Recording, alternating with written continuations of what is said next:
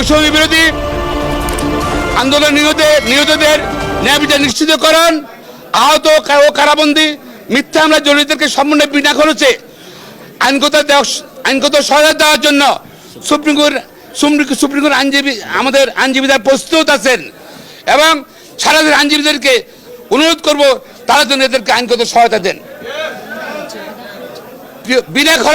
বিনা খরচে আমরা আইনগত সহায়তা দেব, সুপ্রিম কোর্টে দেব, সারা বাংলাদেশে দেব।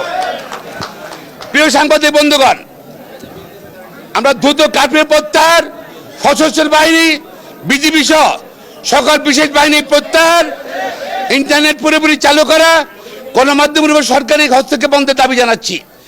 গ্রেপ্তারকৃত আইনজীবী, বিএনপি সহ সকল বিরোধী দলের নেতাকর্মী, শিক্ষার্থীদের বিরুদ্ধে, ছাত্র আন্দোলনের বিরুদ্ধে যত মিথ্যা হামলা হয়েছে তা প্রত্যাহার, তাদের বিরুদ্ধে তাদের মুক্তি দাবি করছি এবং দালালভাবে রিমান্ড বন্ধ করতে হবে। দেশের সকল স্কুল, কলেজ, মাদ্রাসা, প্রাথমিক বিদ্যালয়, বিশ্ববিদ্যালয় খুলে দিয়ে ছাত্রছাত্রীদের শিক্ষার সুযোগ করে দেওয়ার দাবি জানাচ্ছি।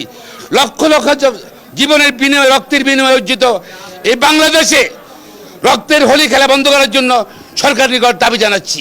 250-টিরও বেশি ডিজাইন অপশন নিয়ে ওয়ালটন স্মার্ট ফ্রিজ, বোঝে আপনার প্রয়োজন। সর্বশেষে আমরা মাননীয় প্রধান বিচারপতির নিকট দৃষ্টি আকর্ষণ করছি এবং মাননীয় প্রধানমন্ত্রী একটা বক্তব্য রাখছেন, এবার তাদের এবার কারোর ছাড় দেওয়া হবে না মামলা মোকদ্দমায়। তারপর থেকে যেন প্রত্যেক কোর্ট কাছারিতে সাধারণ মিথ্যা হামলার আসামিরা কিন্তু, যারা আসামি করা হয়েছে তারা কিন্তু ন্যায় বিচার পাচ্ছে না এবং বিনা কারণে বেআইনিভাবে গ্রেপ্তার করা হচ্ছে পুলিশ, আইন শৃঙ্খলা বাহিনী, তার রিমান্ডে নেওয়া হচ্ছে। রিমান্ড বন্ধ করতে হবে মাননীয় প্রধান বিচারপতি, আপনি দৃষ্টি আকর্ষণ করছি এবং আমাদের ব্রাশ কেসের গাইডলাইন অনুযায়ী,